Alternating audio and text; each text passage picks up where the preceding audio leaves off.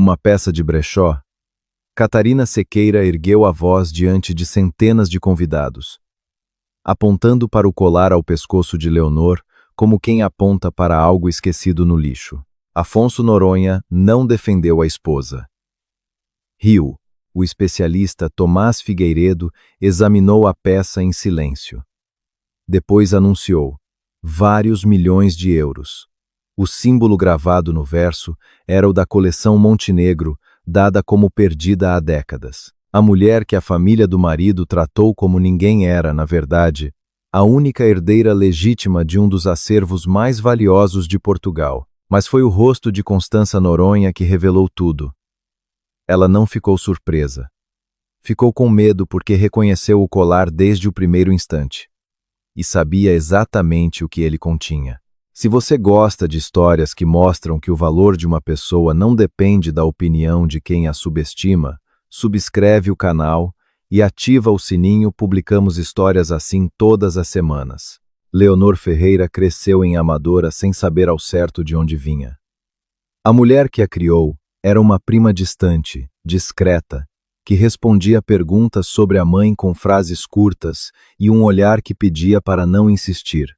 Tudo o que Leonor tinha era um nome, Teresa Ferreira, e a certeza de que essa mulher tinha desaparecido quando ela ainda era pequena demais para guardar qualquer memória do rosto dela. O único objeto que sobreviveu a esse silêncio era um colar de ouro antigo, escurecido pelo tempo, com uma pedra de safira azul escura no centro, cercada por entalhes que os anos foram apagando aos poucos. Leonor nunca o avaliou. Nunca o levou a uma joalheria. Nunca perguntou quanto poderia valer. Para ela, o que tornava aquela peça insubstituível não estava no metal, nem na pedra, estava no facto de ser a única prova de que alguém, em algum momento, tinha pensado nela antes de partir. 3 anos de casamento com Afonso Noronha não tinham mudado essa certeza. Tinham mudado outras coisas. Afonso era herdeiro da Casa Noronha, uma das famílias mais antigas de Lisboa, com um sobrenome que abria portas e fechava conversas, e Leonor aprendera cedo que entrar naquele mundo significava aceitar ser avaliada por critérios que ela nunca teria como cumprir completamente. A sogra, Constança Noronha, era educada com ela da forma que se é educado com alguém que não se espera que fique palavras corretas na superfície, sem nenhum calor verdadeiro por baixo. Afonso, nos primeiros tempos, tentava equilibrar os dois mundos. Com o passar dos meses, foi pendendo cada vez mais para o lado onde se sentia em casa, e Leonor foi aprendendo a ocupar menos espaço para não criar atritos desnecessários. Catarina Sequeira aparecia em quase todos os eventos da Casa Noronha com o título de consultora artística, um cargo que existia principalmente porque Constança achava conveniente manter, lá por perto. Era a mulher que Afonso tinha amado antes de conhecer Leonor. E ela nunca fez questão de disfarçar que considerava aquele casamento um desvio temporário de rota. Tratava Leonor com uma gentileza levemente condescendente, o tipo que dói mais do que a hostilidade aberta, porque não dá abertura para a resposta.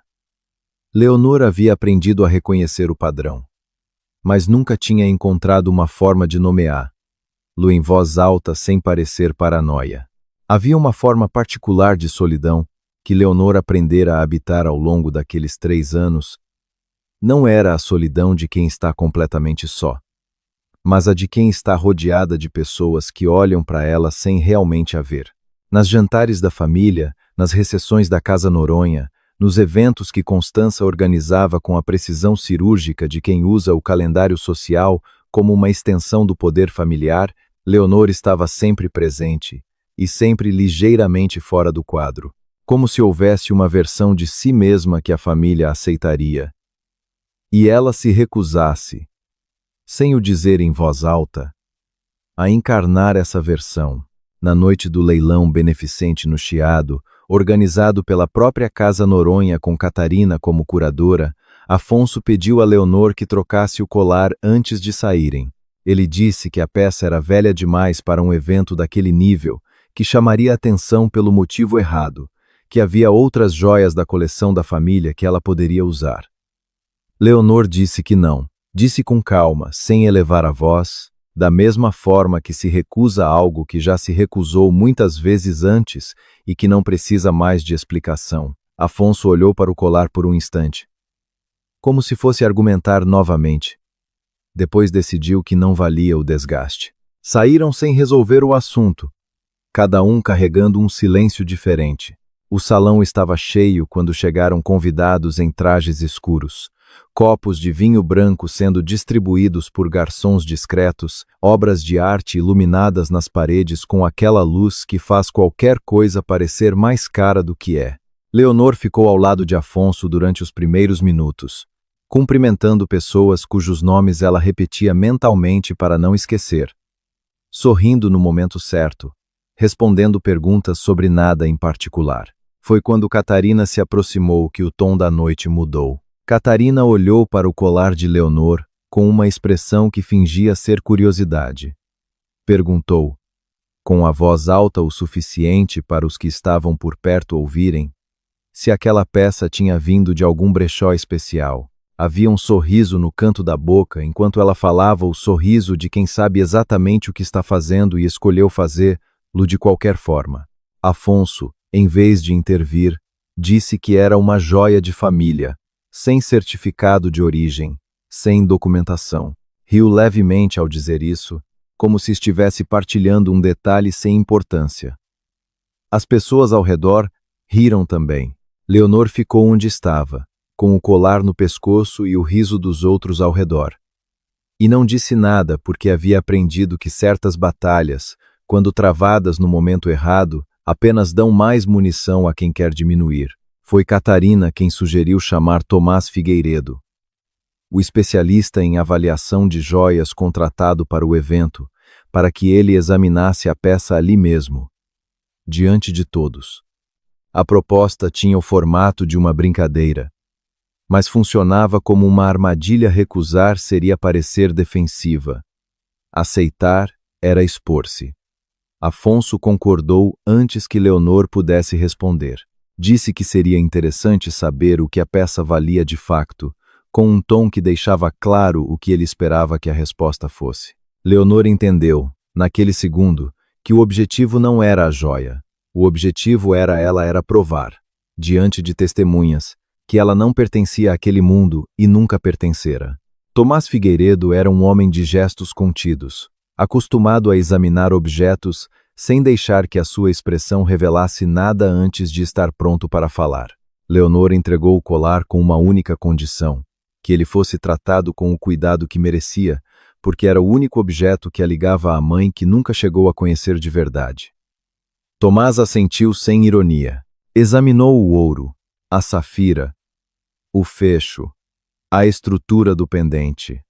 Passou os dedos pela parte de trás com atenção redobrada, como se estivesse a ler algo escrito numa língua que só ele conhecia. O salão continuava a fazer barulho ao redor, mas Leonor via que algo tinha mudado no rosto do especialista. Não era entusiasmo, era reconhecimento. Tomás anunciou que o ouro tinha mais de um século, que a safira era de origem rara, e que no verso do pendente havia uma marca minúscula, um M entrelaçado com um ramo de oliveira e uma estrela.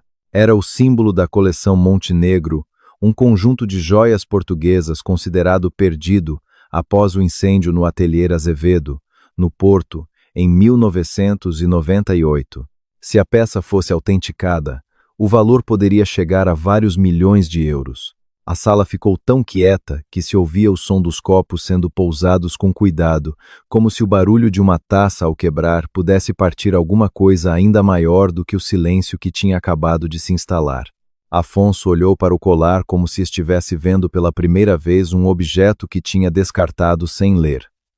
Catarina perdeu o sorriso que havia mantido durante toda a noite. E Constança Noronha, que estava a alguns metros de distância e que Leonor viu de relance, ficou com o rosto branco não da forma de quem acaba de receber uma surpresa, mas da forma de quem acaba de ver confirmado o que temia que acontecesse. Havia uma diferença entre os dois tipos de palidez. E Leonor, naquele momento, foi capaz de distingui-los. A mudança de atitude da família Noronha foi imediata e completa. Afonso aproximou-se de Leonor e disse, com uma voz que tentava soar razoável, que o mais sensato seria entregar o colar à casa Noronha para ser guardado em segurança enquanto se aguardava uma avaliação formal. Constança acrescentou, com aquela civilidade que nunca tinha temperatura verdadeira, que uma peça ligada a uma coleção desaparecida poderia gerar disputas legais, e que a família tinha os recursos para lidar com isso de forma adequada. Tomás encontrou Leonor por um instante antes de ela responder a qualquer um dos dois e disse, em voz baixa, que ela não deveria entregar a peça a ninguém antes de ter uma avaliação completamente independente. Leonor ouviu Constança, ouviu Afonso, ouviu Tomás, e então respondeu que não entregaria o colar a ninguém naquela noite. No corredor, Constança bloqueou o caminho de Leonor com a firmeza de alguém que nunca precisou de pedir licença para ocupar espaço. Disse que insistir em fazer isso sozinha era um erro que poderia custar o casamento. Leonor respondeu que tinha sido o próprio Afonso quem pusera o casamento em causa ao transformar a memória da sua mãe num entretenimento para convidados. Constança não respondeu a isso. Leonor passou por ela e saiu do leilão sem esperar por Afonso, sem avisar onde ia, sem olhar para trás. Estava no carro quando o telemóvel vibrou. Era uma mensagem de um número que ela não reconhecia, sem nome associado, sem nenhuma informação que indicasse de onde vinha.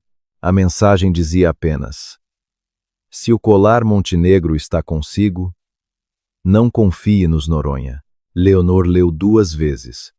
Havia algo naquela frase que ia além de um aviso genérico, havia uma precisão que incomodava. A palavra Montenegro, não o colar da sua mãe, não a joia do leilão. Montenegro, como se quem tivesse enviado aquela mensagem soubesse há muito tempo o que Tomás tinha acabado de anunciar publicamente. Leonor não apagou a mensagem.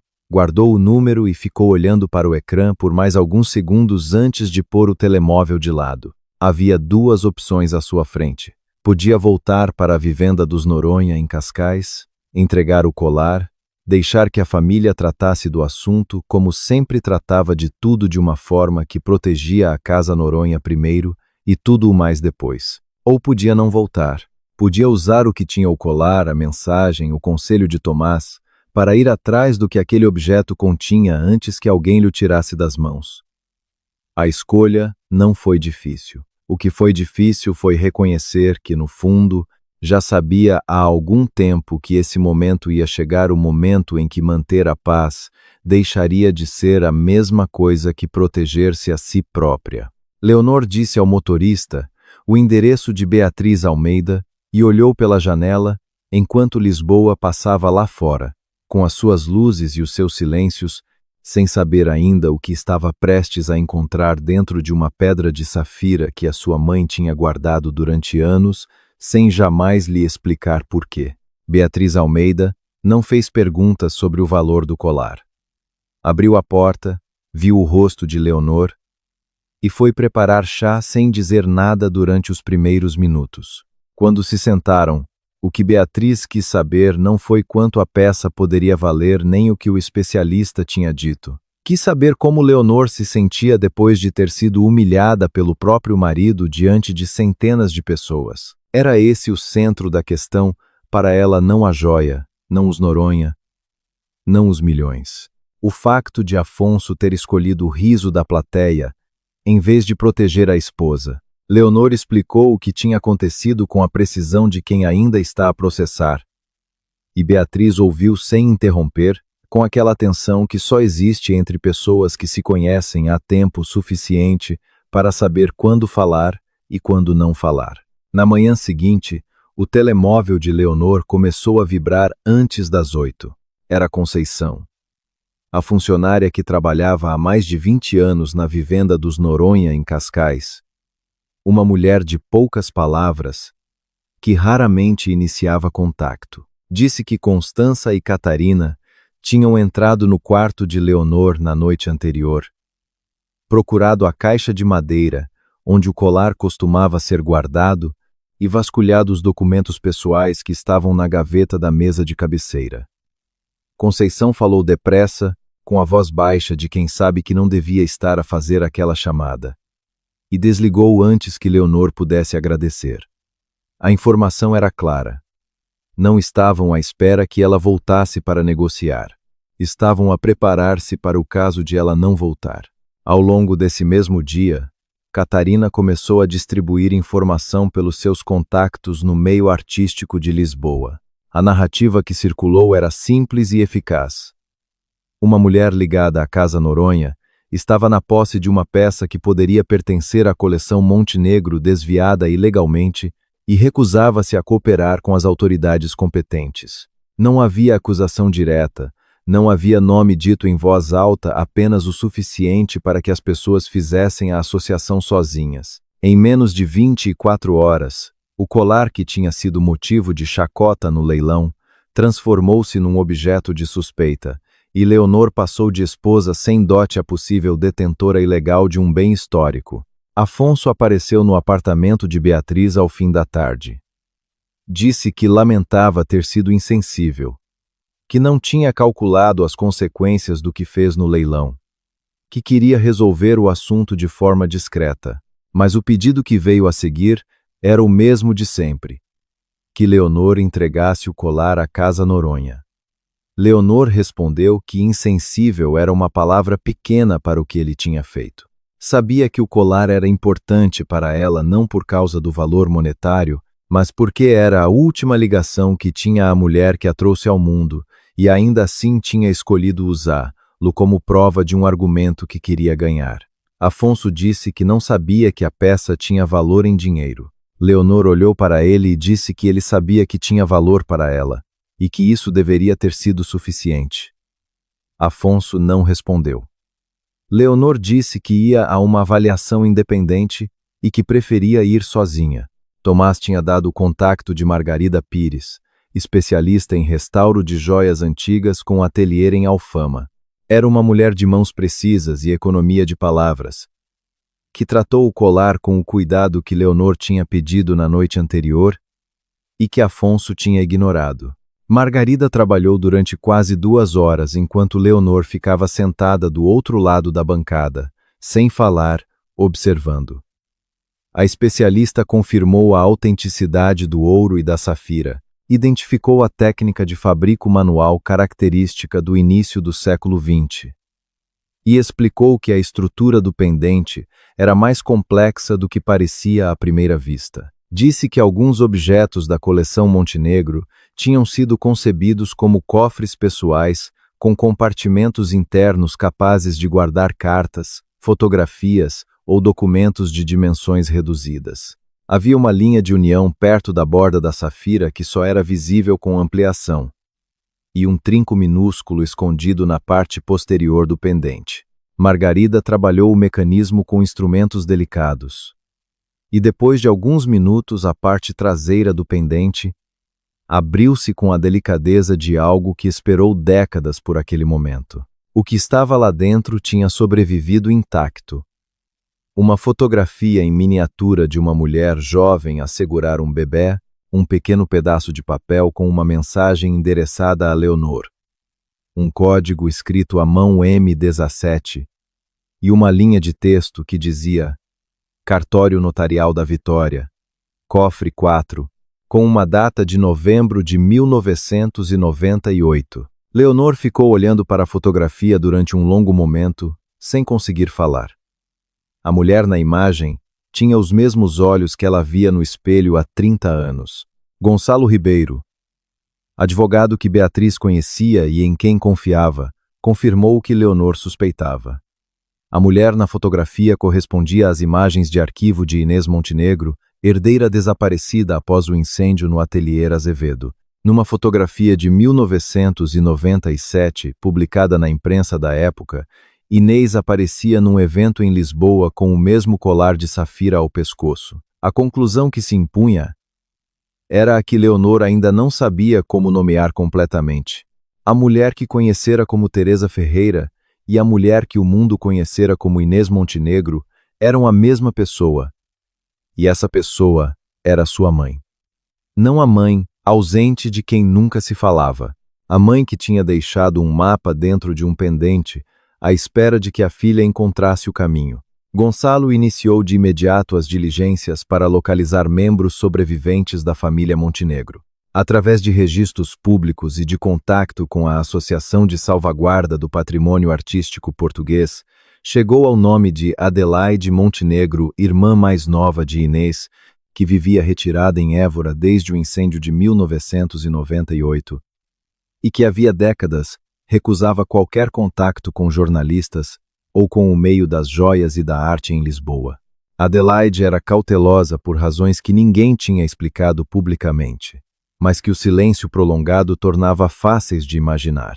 Gonçalo enviou-lhe a fotografia retirada do interior do pendente, sem texto adicional, sem pedido explícito. No dia seguinte, Adelaide respondeu. Concordava em encontrar-se com Leonor em Évora, em privado, sem representantes legais de nenhuma outra família presente. O encontro foi breve e denso. Adelaide entrou na sala onde Leonor e Gonçalo a esperavam e ficou olhando para a fotografia que estava sobre a mesa.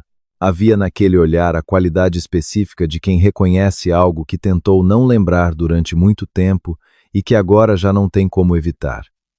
Depois disse que a mulher na imagem era a sua irmã. Disse que reconhecia o bebê.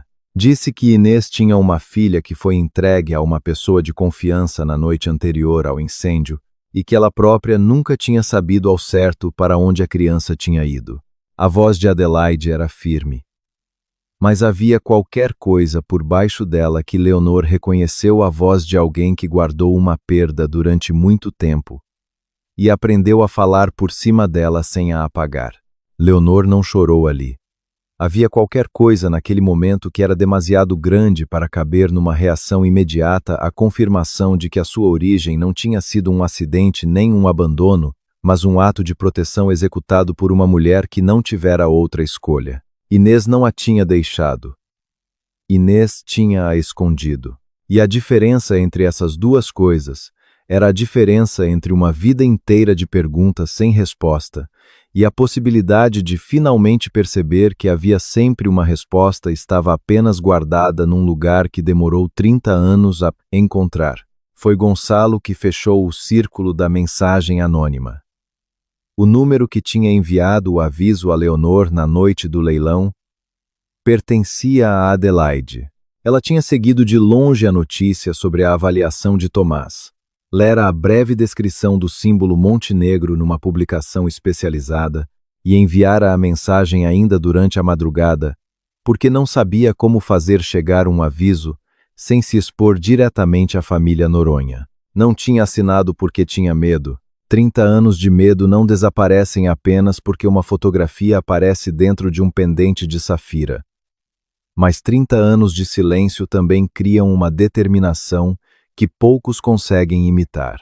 Enquanto Leonor estava em Évora, Afonso regressou à vivenda de Cascais. Entrou pelo corredor principal e ouviu a voz da mãe vinda do escritório. A porta estava encostada, não completamente fechada. Constança falava ao telefone com o responsável pelo departamento jurídico da Casa Noronha, e o que ela dizia não tinha nada de discreto. Queria que o processo de apreensão do colar fosse preparado antes que Leonor conseguisse concluir a avaliação independente. Disse que era preciso agir antes que aquela rapariga encontrasse o suficiente. Afonso ficou parado do lado de fora da porta sem a abrir. Era a primeira vez que ouvia a mãe falar de Leonor dessa forma quando julgava não estar a ser ouvida não como uma nora inconveniente, mas como uma ameaça que precisava de ser contida antes que se tornasse irremediável. Desceu ao piso inferior, foi até a porta da cave que Constança tinha mandado trancar depois do leilão e percebeu que não tinha acesso àquele espaço. Nunca tinha tido. A fechadura era nova. Ligou para Leonor não para pedir, mas para informar. Havia uma divisão na cave da vivenda que ele nunca tinha podido entrar. E a fechadura tinha sido mudada na noite do leilão. Em Porto, No cartório notarial da Vitória, Teresa Azevedo, que trabalhara naquele cartório em 1998, reconheceu a fotografia de Inês. Confirmou que a mulher tinha aparecido 2 dias antes do incêndio para registrar um processo confidencial. Disse que Inês sabia que estava a ser seguida e que os objetos da coleção Montenegro estavam a ser vendidos ilegalmente através de intermediários com poder nos meios bancário, artístico e comercial. Gonçalo apresentou ao tribunal os documentos do cartório e o registro áudio encontrado no interior do pendente e obteve autorização judicial para uma verificação limitada da cave da Vivenda Noronha, não uma busca policial aberta, mas uma inspeção acompanhada por peritos com base em provas documentais de valor legal. O cofre número 4 foi aberto sob supervisão de advogados e testemunhas. Dentro estava o que Inês tinha guardado há quase 3 décadas. A certidão que confirmava que Leonor era sua filha, a carta que tinha escrito para ela, o registro áudio da sua declaração e os documentos que identificavam as transações ilegais, incluindo recibos com o nome de Constança Noronha. Na cave da Vivenda de Cascais, os peritos encontraram várias peças da coleção Montenegro e um caderno manuscrito por Henrique Noronha, pai de Afonso, que descrevia o que tinha descoberto sobre as compras da esposa após o incêndio. Uma linha do caderno era inequívoca. Constança acreditava que a criança de Inês desapareceria no meio da sociedade e que nunca teria meios para provar quem era. Constança soube que o processo estava a avançar mais depressa do que conseguia controlar. A resposta foi anunciar um evento de relançamento da Casa Noronha na Avenida da Liberdade, um palco público onde pretendia tomar a iniciativa antes que as provas chegassem ao domínio formal. O plano era apresentar Leonor ao público como alguém sem provas suficientes de herança legítima, anunciar a separação de Afonso e Leonor e colocar o colar em território de litígio. Catarina estaria presente como especialista para dar credibilidade à versão da família. Se Constança conseguisse executar esse plano antes da conclusão das diligências legais, Leonor correria o risco de perder tudo ao mesmo tempo: o casamento, a reputação, a posse da herança da mãe e a identidade que acabara de começar a encontrar. Seria apagada pela segunda vez. Como Inês tinha sido apagada antes dela. Leonor chegou à Avenida da Liberdade com o colar dentro de uma caixa selada, acompanhada por documentação de avaliação e autorização formal para a apresentação pública. Não o trazia ao pescoço. Não era um gesto de humildade. Era uma escolha deliberada. A peça que a família do marido tinha usado como alvo numa noite de leilão não ia ser tratada como adorno numa noite de confronto. Ia ser tratada como prova. Ao lado de Leonor estavam Beatriz, Gonçalo, Tomás, Margarida, Teresa Azevedo e Adelaide Montenegro, que tinha feito a viagem desde Évora sem hesitar quando Leonor lhe explicou o que estava prestes a acontecer. Eram 8 pessoas a entrar num salão preparado para uma narrativa completamente diferente. O evento de relançamento da Casa Noronha tinha sido organizado com o cuidado que Constança dedicava a tudo o que considerava uma questão de sobrevivência institucional. Havia convidados da imprensa, representantes do meio artístico, parceiros comerciais da família e pessoas cujos nomes apareciam nos mesmos círculos há décadas. Catarina estava presente desde o início, circulando entre os grupos com aquela facilidade de quem acredita estar do lado certo da mesa. Afonso estava de pé perto da entrada, com um ar de alguém que ainda não decidiu completamente o que vai fazer, mas que já sabe que vai ter de decidir, e que o custo de não decidir é maior do que o de agir. Constança subiu ao palco com a serenidade de quem nunca precisou de ensaiar. Começou a falar sobre tradição, sobre responsabilidade, sobre o que significa ser guardião de um legado que pertence a Portugal. Era um discurso bem construído, com o ritmo certo e as pausas nos sítios adequados. E havia na plateia pessoas que ouviam com a atenção de quem está a ser convencido. Leonor ficou de pé junto à parede, com a caixa na mão. a ouvir. Sabia qual era o próximo passo do discurso. Constança ia anunciar a separação, colocar o colar em litígio público e apresentar a nora como alguém movida por ambição e ressentimento. Era um plano eficaz.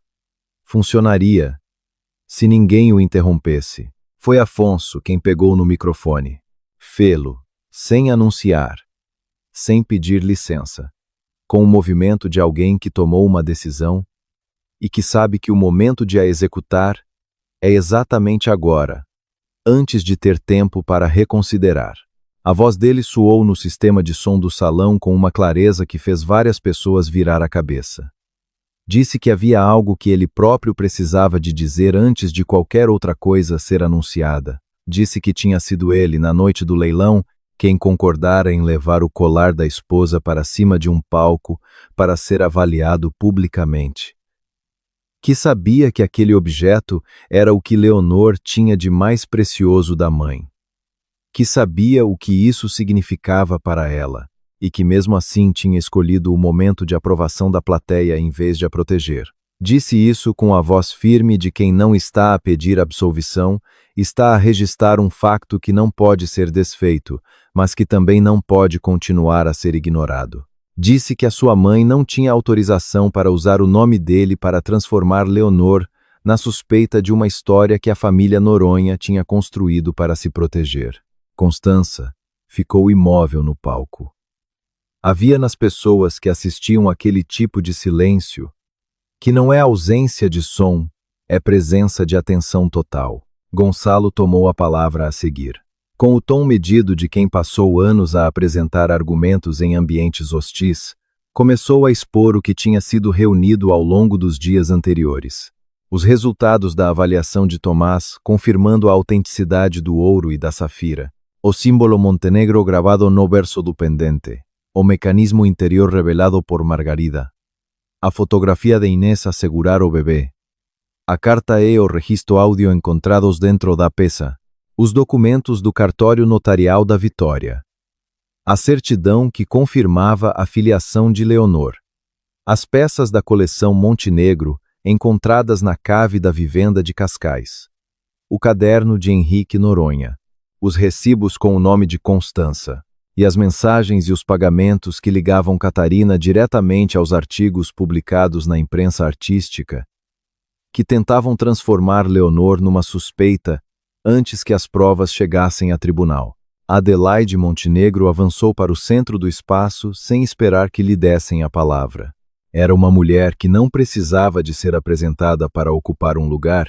Havia nela uma presença construída ao longo de décadas de silêncio guardado com dignidade e determinação. Disse que o colar que estava dentro daquela caixa tinha pertencido à sua irmã Inês, que ela própria o tinha visto ao pescoço de Inês em mais de uma ocasião antes do incêndio de 1998, que reconhecia a fotografia encontrada no interior do pendente, e que a criança ao colo de Inês naquela imagem era a filha que a sua irmã tinha sido forçada a entregar para proteger e cuja existência tinha sido apagada com a mesma eficiência com que tinham apagado o nome de Inês da história pública da coleção Montenegro. Constança perdeu a compostura que tinha mantido desde o início do evento. Disse que tinha feito o que era necessário para proteger a Casa Noronha, que as circunstâncias eram mais complexas do que qualquer documento podia capturar.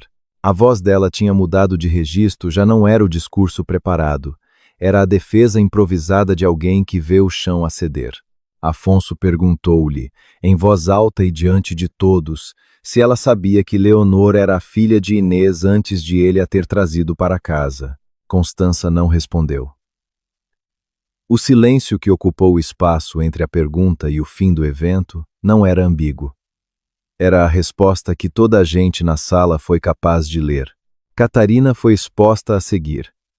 Sem dramatismo. Apenas com factos. As mensagens que enviara a jornalistas. Os valores transferidos para contactos no meio editorial. A sequência de artigos que tinham aparecido nas horas seguintes ao leilão, todos a insinuar a mesma coisa. Todos a usar formulações que não vinham de um acidente, mas de uma instrução deliberada. Catarina saiu do salão antes que Gonçalo terminasse de falar, com o passo de alguém que sabe que já não há nada a ganhar em ficar. Leonor subiu ao palco com a caixa na mão. Colocou-a sobre a mesa que estava ao centro, abriu o selo com cuidado e tirou o colar. Não o colocou ao pescoço. Segurou-o diante dos presentes e disse o que tinha para dizer com a brevidade de quem escolheu cada palavra antes de chegar ali.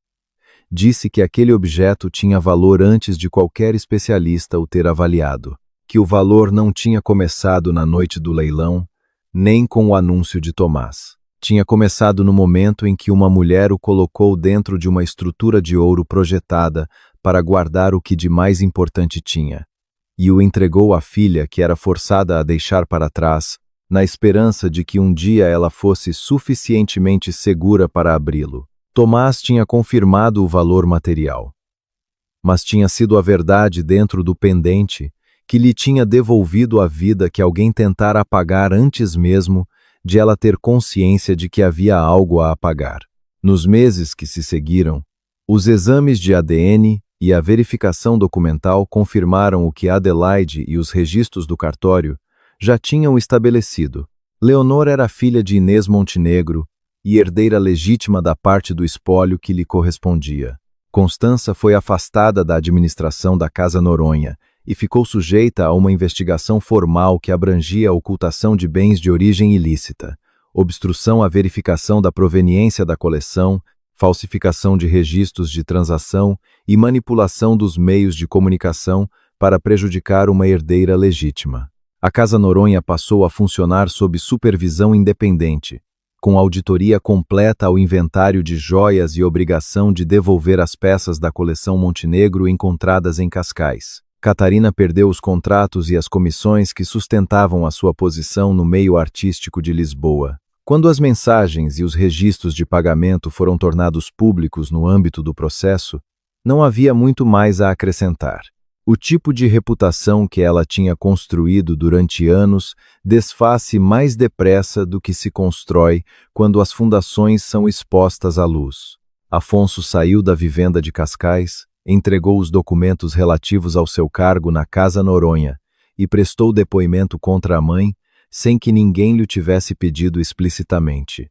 Procurou Leonor uma vez, depois de o processo ter avançado o suficiente para que ela tivesse alguma estabilidade, e disse que lamentava. Não apenas o leilão lamentava os anos em que tinha ficado em silêncio enquanto a família tratava a esposa como alguém provisório. Leonor ouviu até ao fim. Depois disse que o facto de ele ter começado a agir de forma diferente era a sua responsabilidade, não um argumento para que ela lhe devesse uma segunda oportunidade. Os anos não desaparecem porque alguém decide, tarde, que era suposto terem sido diferentes. Afonso aceitou isso sem contra-argumentar. O divórcio prosseguiu. Meses mais tarde, Afonso encontrou no cofre pessoal do pai uma pulseira de ouro pequena e uma carta que Henrique Noronha tinha escrito para Inês Montenegro, pedindo desculpa por não a ter protegido a tempo e prometendo que todos os bens da família Montenegro que estivessem na posse dos Noronha seriam devolvidos. Afonso levou a pulseira e a carta a Leonor sem pedir nada em troca, sem pedir perdão, sem pedir que ela reabrisse nenhuma porta. Leonor pediu que a pulseira fosse vendida e que o valor total fosse destinado ao instituto que estava a criar. Disse que o nome Noronha não apareceria em nenhuma placa. Afonso aceitou sem hesitar. O Instituto Inês Montenegro abriu em Lisboa com uma missão que Leonor tinha definido desde o início com precisão: restaurar objetos de família perdidos, apoiar mulheres na defesa dos seus direitos de herança e recuperar cartas, fotografias e documentos de pessoas que tinham sido apagadas de histórias que lhes pertenciam. Era o tipo de trabalho que só faz sentido quando quem o concebe percebe, por experiência própria, o peso específico de crescer sem saber o que é seu.